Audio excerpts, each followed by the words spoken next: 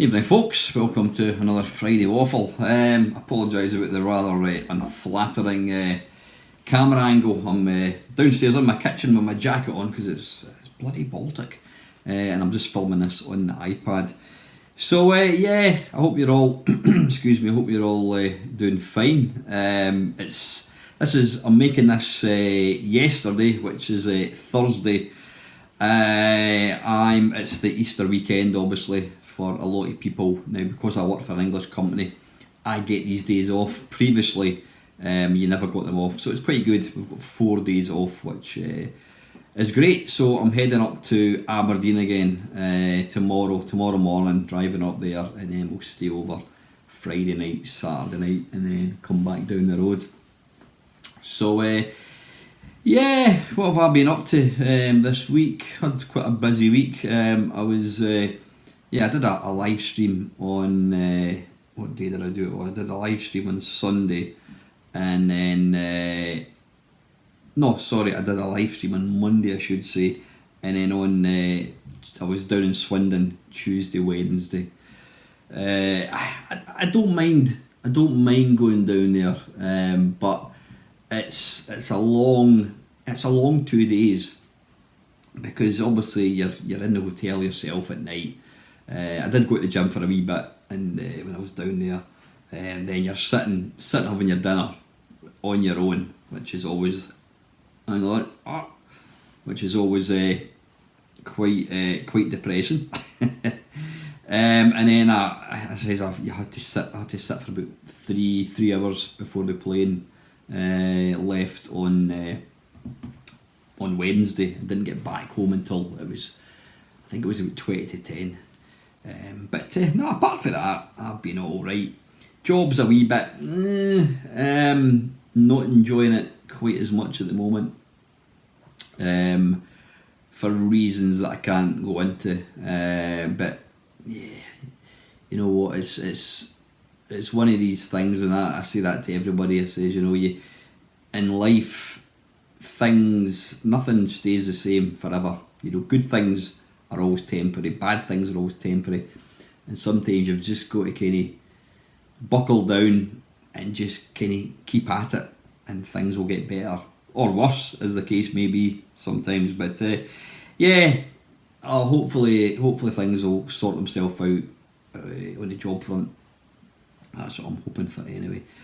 I didn't have an awful lot to talk about this evening, but I'm just going to. I've written a wee list. It's not like me to be prepared. Drones. Now you've all seen drones. I own a drone. It's a Parrot Bebop, I think it is. Bought it second hand about 3-4 years ago, and it's a fantastic drone. Really, really good. The problem being is, because it's over 250 grams, you're very, very, very limited as to where you can fly the thing. You can't fly, I think, within something like 50 metres of houses, 100 metres of people. So it's very, very difficult to really fly anywhere. You can't fly anywhere within something like 3 miles of an airport, which I completely get. But I've been watching quite a few videos of people using the little mini drones, and it's absolutely staggering when you see how technology has moved on, the clarity and the awesomeness of the footage that these things can take. So I've watched a lot of videos, and I've not got the money yet for it. I need to kind of save up for it, but I was really, really close to buying a mini drone, and but then I watched a video last week, I think it was, and this guy raised a valid point. There's a trend on YouTube of people now, they call themselves auditors, which I hate. They're not fucking auditors, they're arseholes. And what they do is they'll take their drone along to a factory, a building, privately owned building, whatever, and they'll effectively make a nuisance of themselves and say that they're going to fly the drone. And what they do is they'll get in an argument with like a member of staff or whatever it is, and they deliberately provoke the people just to kind of get them to react. And the thing is, the drone part of it, the drone sort of flight itself is completely irrelevant. It's they getting a reaction, you know. And I mean, I've watched quite a few of this one guy. I probably shouldn't watch them because you're giving him kind of views, etc. But this one guy, 9 times out of 10, when he goes along to, it started off he was going to like car showrooms, but then, like I said, he goes to like stately homes and zoos, and he'll go to the BBC and all this kind of stuff, and he'll make an absolute arse of himself, and it's to provoke a reaction, you know, intimidate people, and 9 times out of 10 the police get involved, and you're thinking, have you got nothing better to do with your time, mate, than wasting taxpayers' money for shit like this? But the reason they do it is because people like to watch videos where there's some sort of like violence or provocation or intimidation. People enjoy that. And you know what, if that's what he wants to do, that's up to him.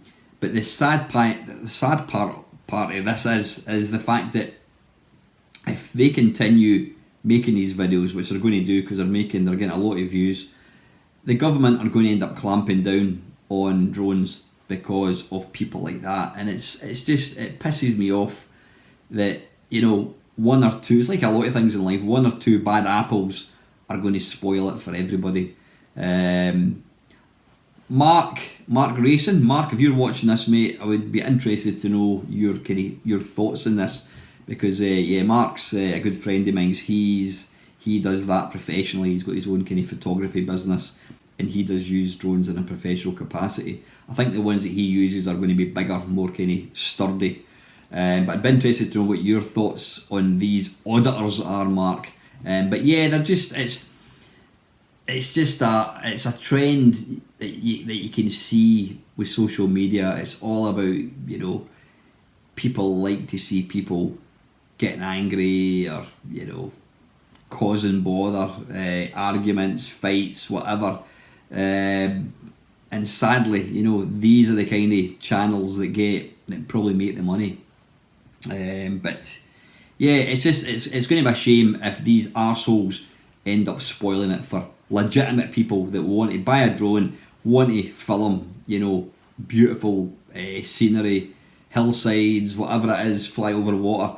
These guys are going to end up spoiling it, you know, for other people.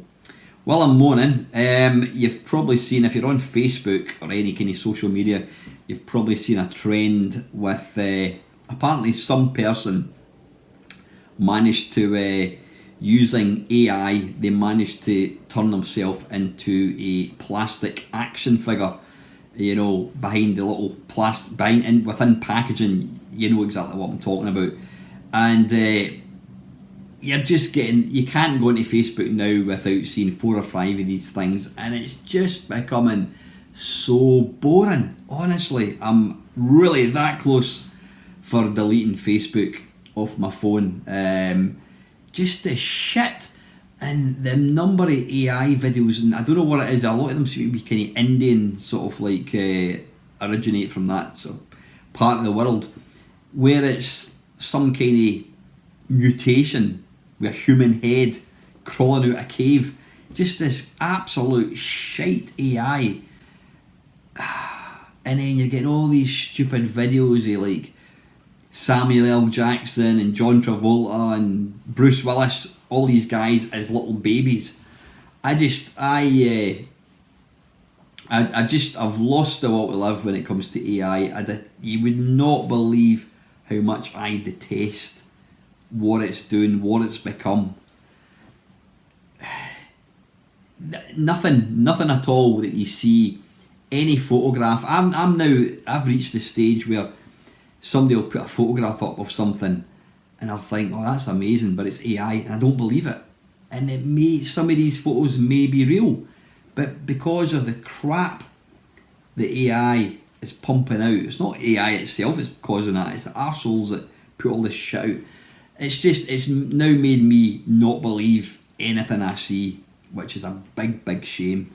It really is. But one fantastic thing about AI, which I discovered tonight when I was trying to put together some stuff to talk about, I went into Chat GBT and I asked it to ask me questions about classic video games, and that's what it's did. And I've got to say, I'm really impressed. And it then said, do you want some more? Do you want it about a specific system? So I asked it to ask me questions about the Commodore 64. Some of the stuff it was coming up with was brilliant. I mean, I must have got about 50 questions. I think about 48 of them I've answered already, so I just ignored. But brilliant. I mean, I've got to say, AI for stuff like that is fantastic. So the great thing is, it means it's going to be producing some questions for me to talk about if you guys don't ask me anything. So yeah, fantastic. Right, two things that it asked me. What 10 things do I miss most of all about video gaming in the 1980s, the early video games? In no particular order, let me think. I'm going to just write the numbers down here. Number one, I'm going to say the excitement of the new technology.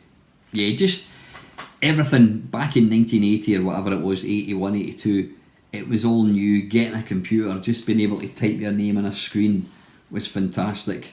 Yeah, it was, we'd never seen anything like it before. So just the newness of the hobby, that would definitely be one. Number two, I'm going to say getting a magazine, getting Zap 64 and reading the reviews and seeing like a gold medal or a Zap Smash, whatever the hell they called it again, I can't remember, Sizzler they called it, yeah. Looking at reading a review of a game and it gets like 98%, whatever it is, it got the juices flowing. You thought, can't wait to get that game. And then obviously going to the shop, waiting for the game to come out, getting the money together, going to the shop, buying it. You just don't have that anymore. We live in this disposable society where everything is just instant. If I want to get a game, I can go upstairs, download it on my Xbox, download it on Steam. It's just there. You don't have the kind of excitement or the anticipation or anything at all that you had back then. So yeah, just the anticipation of getting a new game. Number three, I think one of them would be standing in John Menzies and just looking up at all the games on the shelves and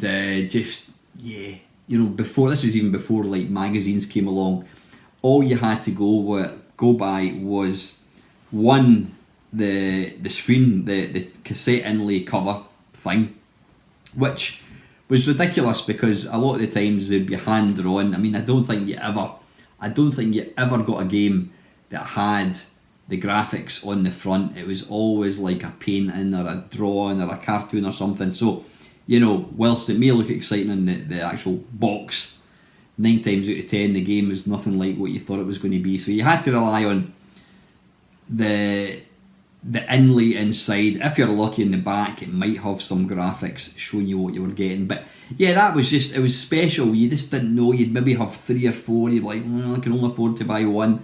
What one do I go for? And then you plumped for one and thought, right, let's hope I've made the right choice. So yeah, just that kind of excitement, the not knowing what you were kind of going to get. That would be number 3.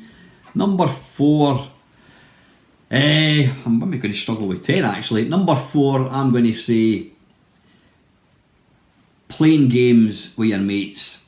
There was the actual, playing head to head, whether it was international soccer, Wave the Exploding Fist, standing or sitting side by side with your mate, Daley Thompson's Decathlon, whatever it was, just having that one-on-one Amis. It was great. You don't get that anymore. You don't get that. Yeah, I know you play online and that, but I don't know. There's just something really, really nice about actually being able to take the piss out. If you scored a goal, you could, tell them, get it right up them, whatever it is. It was really, really good. The next part would be obviously just playing a game with your mate. That was 5. Playing a game with your mate and just watching them getting a high score or watching each other progress in a game. You'd learn tricks. Yeah, you could learn tricks, tips, whatever. There might be a certain part of a game you couldn't get past. That whole kind of multiplayer kind of aspect. Number 7, everything was new. So whilst the early games were all like arcade conversions, Space Invaders, Pac-Man, Frogger, you would get a new game that would come along that you'd never seen before. Things like Whizball or Manic Miner.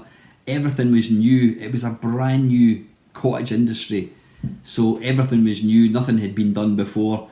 There was so much kind of creativity, so much originality that you just don't get now. And I know why, because obviously games now run in millions, tens of millions. If you've ever looked at like the credits on like a current game like, I don't know, Last of Us or whatever, any kind of modern game, there's thousands and thousands. I think the budgets for some of these games are more than a lot of films nowadays. So yeah, there was that. What else? Just being able to see games, the quality of games, the boundaries were always getting pushed. When you look at like the early games on a Spectrum or Commodore 64, most of them were absolute bollocks. And then you look at what they were doing, in later years. Stuff like the funny thing is, 2 of the most impressive games are games I don't like, but from a technical point of view, like Impossible Mission, Uridium, they were phenomenal, absolutely phenomenal. So yeah, just seeing the boundaries getting pushed ever so slightly.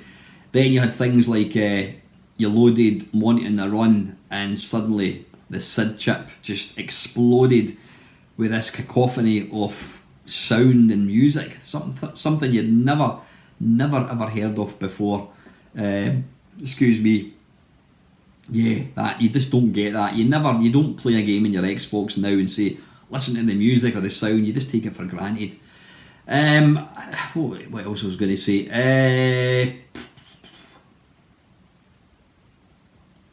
I think having less was good as well, because now we live in a time where, and I mentioned this before, where we've got music at our fingertips, we've got films at our fingertips, we've got video games at our fingertips. Everything is just there, ready to play. I mean, right now, if I was to include like ROMs and all that, I've got all these cabinets behind me, plus all the games I go on. I must have access to probably 50,000 games.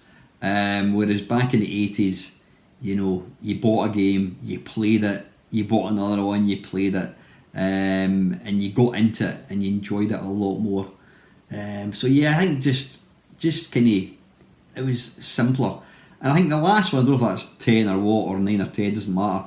The last one would be just that kind of wow moment, seeing like a new game that had done something you'd never seen before. I mean, we all remember Impossible Mission, Another Visitor, Stay a While, Stay Forever. Mind blowing. And then you had the upgrade route, moving from like a Commodore 64 up to an Amiga was like, holy shit, this is something else. Or even getting like a new bit of hardware, getting a disc drive in the C64, whatever. It was exciting. It was really exciting. And we've reached a stage now where, and I've said this before, when I got my PlayStation 4, I think it actually sat unopened for about a week. I just never got round to putting it on. And I don't get excited about anything like that anymore. Which you got by the bucket load back in the 80s. So yeah, I'm going to go, that's kind of things that I miss most about the 80s. Interested to hear what you guys think. And another question that ChatGPT asked me was there a particular game which was a bollock to copy? So it's coming out with some like stuff you wouldn't expect from an AI thing. Was there one game that was a bastard to copy? There's 2 games that I can think of. One in the Commodore 64 was a game called Hyperbiker. I can still see the game. It was complete shit, but that didn't matter. I can't remember who, it wasn't CRL, can't remember. Anyway, it doesn't matter. I got a loan in this game, and I remember spending 2 nights solid trying to copy this infernal game, and I eventually did get it working. And like I say, the game was complete bollocks, but for whatever reason, the turbo loader on it or something, it was just a complete bastard trying to get the thing working. So that was in the Commodore 64, and the one game that I can remember being unable to copy was Ranorama by Hewson, I think it was. And couldn't copy this game at all. We had like the latest X copy, whatever it was, for the Amiga. And in fact, it was Atari ST actually. I can't remember what the name of the copying software was. But I ended up doing a really bad thing. I bought the game from Ray's Computer Shop, and I got it home and I swapped the label on the disc. I transferred the label from the original onto a blank disc and vice versa. I then took the game back, and I told him it wasn't working, and he took the disc out of the box, and he looked at it and he went, that looks like you've just swapped the label. I'm like, no, I didn't. He knew full well that I knew that he knew. And he did. He swapped it. He gave him a refund, but he wasn't happy. So, yeah, Ranorama on the Atari ST. Right, Gary D. Brown. I was talking about a certain female YouTuber who she bought some copied games. She bought some fake games. She knew they were fake. Well, she hoped they weren't fake, but when she got them, she knew they were fake. She spent 220 quid on these games, and when she took them into CEX, and they checked, and sure enough, they were fake. And she put out a video saying that she'd been scammed, and the video itself generated, it was about £800 of donations, and from what I can see, she gladly accepted them, and that just doesn't sit right with me. I think that's wrong. There was 2 people that donated £200 each. Now this guy Gary D. Brown, he's saying, what if she legitimately donated the amount over what she lost to charity? That would have been, that's got to be alright.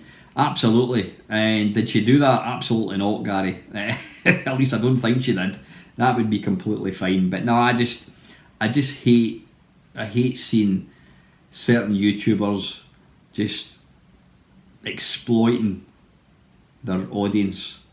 Really don't like that at all. Dreamcatcher, when you fall asleep. I was talking about I fall asleep when I go through after I've had my dinner, invariably sit in front of the settee and then I fall asleep. And Dreamcatcher is saying, when you fall asleep after tea, have you just eaten a pile of potatoes, rice or pasta? If so, it's likely a blood sugar issue. We become more insulin resistant as we get older. Not quite sure, Dreamcatcher. I mean, sometimes it will be after my dinner, but other times it will be I finish work and I just sit down to watch the TV, and before I know it, I've got my eyes shut. I generally don't fall asleep without realising it, but what I'll do is I'll just close my eyes, and sometimes I can still hear the TV, but I think it's just an age thing.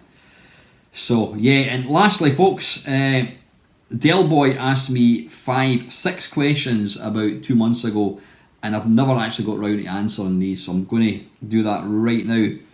What one device or piece of software have you bought to fix a problem, but either had no effect or made it worse? Piece of software or device to fix a problem. There's probably been loads of stuff in the past. Well, I suppose that copying bit of software. When we first started buying copying software, it worked, but then the companies kind of cottoned onto it, and then within a few months, the disk became kind of redundant. It wouldn't do what it says. But any kind of device or piece of software,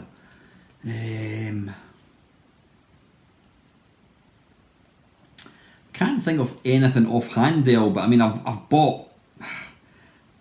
lost count the number of things that I've bought in the past, and then you just never use it. you never ever use it. That's a thing I think it affects us all.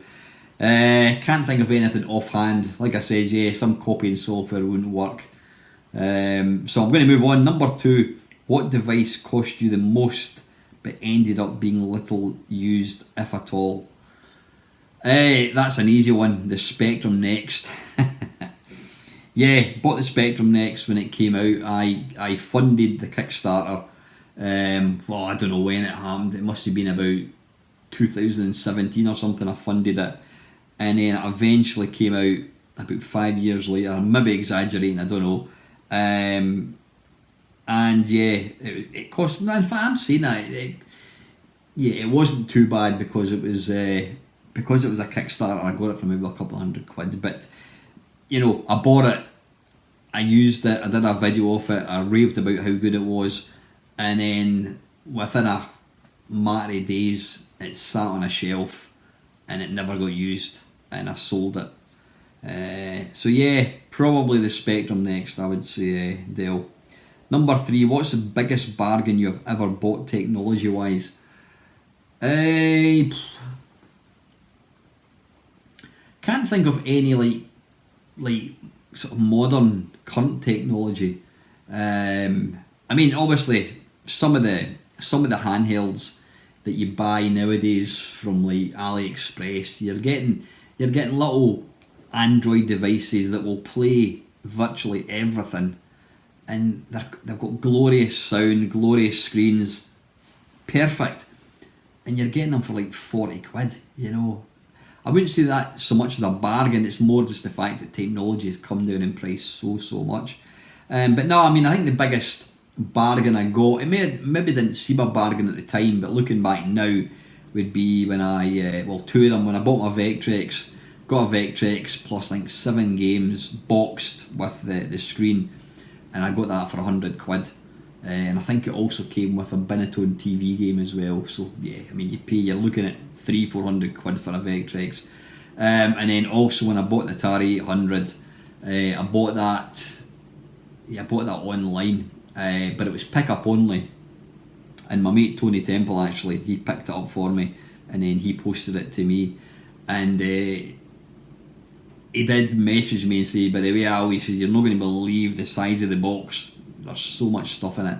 When it arrived, there was an Atari 800, there was an Atari 400, I think there was 2 disc drives, there was numerous tape decks, there was disc software, tape software, books, manuals, you name it, and I think that was about £100 as well. So that was definitely my biggest kind of retro bargain.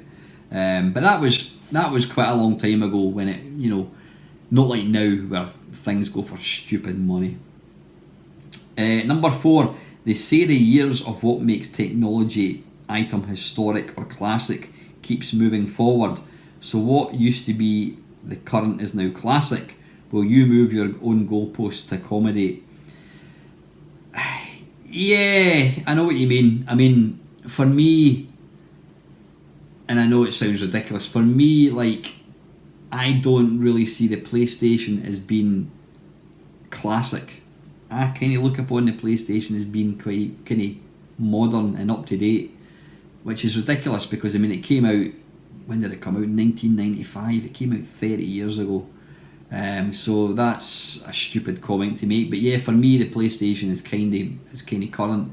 I do look upon the Mega Drive, obviously SNES, all these as kind of retro.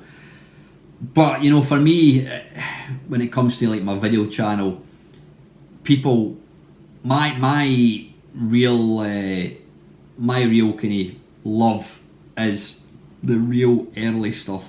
I would say probably 1982 to about 1986, 1987. That's kind of my era. That's the era I like to talk about. And I do know that when I put out a video that's maybe got like a PlayStation one, I don't think I've ever done a PlayStation game. If I put out a video and it's about SNES games, there's a lot of people don't watch it. They're not interested in it, which is quite funny. But you know, yeah, I do appreciate that. You know, I've kind of hammered the early days to death, and if I'm going to continue to kind of make output, make content, then I've kind of got to start widening my kind of the sort of systems that I'm going to cover, which is why I did do a Mega Drive video a couple of weeks ago. So yeah. And number 5, what is your basic opinion of streaming game, music and media? It's handy, Dale, absolutely handy. 2 things I don't like about it. One, the cost. It's not cheap. You know, I mean, I pay I think £9 a month. I pay for my Amazon Prime. Then I also pay I think it's £7.99 for my Amazon Music. And even then, it still bugs me and it tells me, oh, do you want to upgrade it? It's like, I already give you like 12 quid, stop bugging me. So yeah, there's a cost implication. But then you've got to offset that against, you've got unlimited, you've got virtually any song you can just pick. It gets worse when it comes to films or like media, TV, because there's obviously Netflix, there's Prime Video, there's Paramount, there's Disney, there's probably other ones, you know. And if you want to watch a particular program, you've got to subscribe to that particular platform. And if you subscribe to them all, you'd be paying the best part of 100 quid, which is, you know, there's obviously other ways of watching these, which I'm not going to talk about for obvious reasons. But yeah, there's a kind of cost part. And the second thing I don't like about it is it is limited as to what's available, especially with films and TV programmes. You know, if you pick some real classic film, I don't know, say, let's go for Restless Natives, great film by Bill Forsyth. If you wanted to watch that, is that available in any streaming service? Probably not. So yeah, if you've got it on CD or not CD, if you've got it on DVD, you can watch it. But yeah, it is limited as to what you can watch. Yeah, gaming wise, you know what? I'm actually a fan of streaming games, modern games, because I pay, I think it's a tenner a month for for my Xbox subscription. I can't remember what they call it, Game Pass I think they call it. And for that I can access quite a number of games, a lot of games. I mean, even brand new games that have just come out, I can download them and play them, or you can stream them, which blew my mind. Apparently when you stream, you're quite literally just, from what I've been told, the device isn't actually doing the rendering. It's almost just like it's streaming. It's like almost like streaming a film. It's just streaming the image of the game, but for some weird reason it's allowing you to control it. I don't know how it works, but it just does work. So you can put you don't have to even download the game. So streaming games, I think, is great. If you like to buy a game and then play it until you complete it, then I think that's the best way to do it, because you've got access to all these games. Some people will say, well, all you're doing is hiring the game. Well, that's fine, because is there many modern games that you're going to want to play more than once? Probably not. It's not like the old days where you'll go back and get a high score. You complete a game, invariably 9 times out of 10 you're not going to want to play it again. So I think streaming games is a great thing. I really, really do. Music, again, I've touched on that as well. It's great that you've got access to all these systems. I bought myself a Technics hi-fi system, and I've got quite a lot of CDs. I've got a lot of vinyl as well. And yeah, I've now connected up my Amazon voice speaker thing to the system, and sometimes I go to play a record and I think, just get the voice speaker to play it. It's so handy. So yeah, for streaming music, I think it's fantastic. It really is. It's like having a 24/7 endless jukebox for like £7 a month. Yeah, can't you beat it? And lastly, as per the kids programme bod, what's your favourite milkshake flavour? Strawberry every time, Dale. So anyway, listen, that's I'm going to get going. Like again, I do apologise about the rather unflattering image of me, looking at my double chin and all that kind of bollocks. Just before I go, by the way, I won't be along on Sunday. It's unlikely. Well, I might. It depends what time I get back. I'm going up to Aberdeen. I may be back in time to do a live stream on Sunday. It depends. If not, I'll probably do one on Monday. Before I go, I just want to say a little thing. One of my, he's a mate. He's been watching my channel for a long time, years and years and years and years. I'm not going to say his name. People that watch this will know who I'm talking about.